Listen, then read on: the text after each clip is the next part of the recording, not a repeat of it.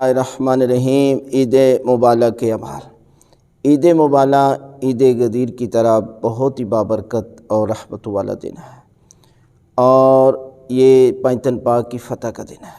24 ذی الحج کو عید مبالہ بنائی جاتی ہے، اور عید مبالہ کے دن کچھ اعمال ہیں۔ ان میں پہلا عمل ہے غسل کرنا، اور زوال سے آدھا گھنٹہ پہلے غسل کریں، اور اسی غسل کے ساتھ 2 رکعت نماز پڑھیں۔ یعنی جس طرح عید غدیر کے دن کی نماز کی اہمیت تھی، 1 لاکھ حج اور 1 لاکھ عمرے کے برابر ثواب، اسی طرح اس دن بھی 2 رکعت نماز پڑھیں۔ پہلی رکعت میں سورہ الحمد کے بعد 10 مرتبہ سورہ توحید، 10 مرتبہ سورہ قدر، اور 10 مرتبہ آیت الکرسی، اور یہاں آیت الکرسی ہم فیہا خالدون تک پڑھنی ہے۔ اور دوسری رکعت میں بھی اسی طرح دعائے قنوت اور رکوع اور نماز کو مکمل کریں، اور اس کے بعد 70 مرتبہ استغفر اللہ ربی واتوب الیہ کا ذکر کریں۔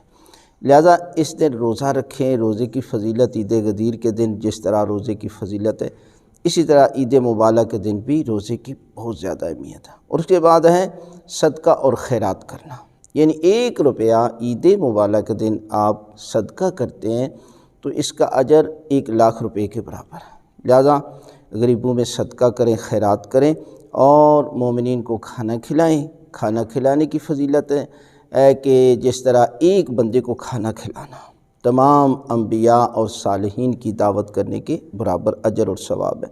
زیارت جامعہ پڑھیں، اور درود کی زیادہ سے زیادہ تلاوت کریں، اور عید مبالہ کے پروگرام منعقد کریں، یعنی مکمل واقعے کو بیان کریں کہ یہ واقعہ کیسے ہوا، اور یہ پنجتن پاک عید مبالہ یعنی مبالہ کے میدان میں کیوں گئے عیسائیوں کے مقابلے میں، اور وہاں جا کر پروردگار نے ان کو ہمیشہ کے لیے فتح عطا کی۔ صادقین کی جماعت تھی، اور ان کے مقابلے میں جو بھی آئے، جہاں بھی آئے، جیسا بھی ہو، وہ کاذب ہے، جھوٹا ہے، یہ پروردگار کی طرف سے ان کو سند دی گئی ہے آیت مبالہ میں اور آیت تطہیر میں۔ یہ پاک ہستیاں ہیں، یہ صادقین کی جماعت ہیں۔